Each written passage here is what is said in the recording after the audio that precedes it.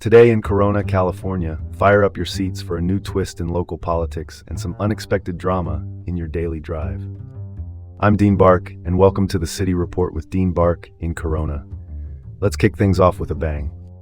All right, first up. Republican Assembly member has been appointed as U.S. Attorney for the Central District of California by, you guessed it, the Trump administration. Now, after resigning his seat on April 1st, Asali has transitioned from state-level politics to a role that prioritizes cracking down on violent criminal illegal immigrants. Guess some people just can't stay away from the headlines. Asali is no stranger to controversy, or confrontation for that matter. His track record includes being the first Muslim American in the California State Assembly and having a whole lot of conservative views that often clashed with our Democratic leadership. Fun fact, in his 2-year tenure, not a single bill of his saw daylight. Looks like someone forgot the legislative memos.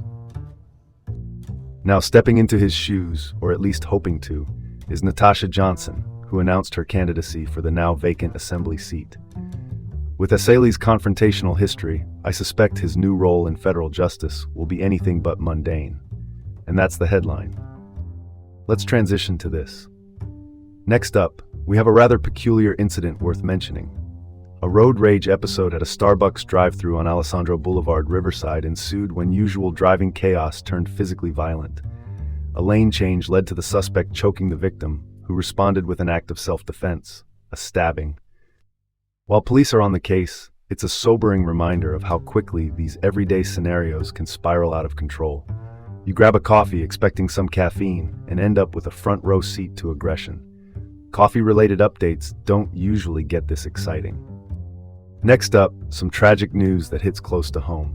Jose Mantecon, a dedicated construction worker and beloved family man from Corona, lost his life in a construction accident on the 91 freeway in Buena Park. Struck by a vehicle, it spotlights the pressing need for stricter safety measures on our highways. Mantecon, remembered by his family for his infectious happiness, reminds us these blue-collar heroes face daily risks. This tragedy should echo a call for much-needed safety protocols. And that's the story right there. Shifting gears to our education sector, the Alvord Unified School District is undergoing a swift leadership change. Lisa Simon, once retired, is back in the saddle as interim superintendent after Resma Burns' removal. Oddly, no reason was given for the change, which leaves us with more questions than answers.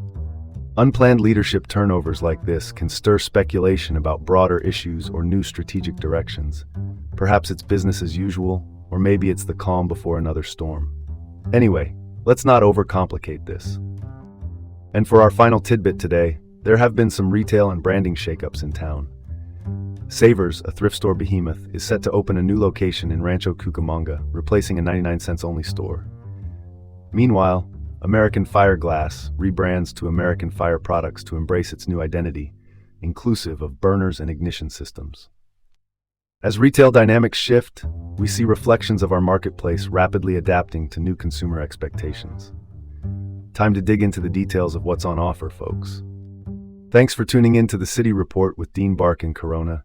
Keep informed, stay tuned, and we'll be back tomorrow with more local news nuggets.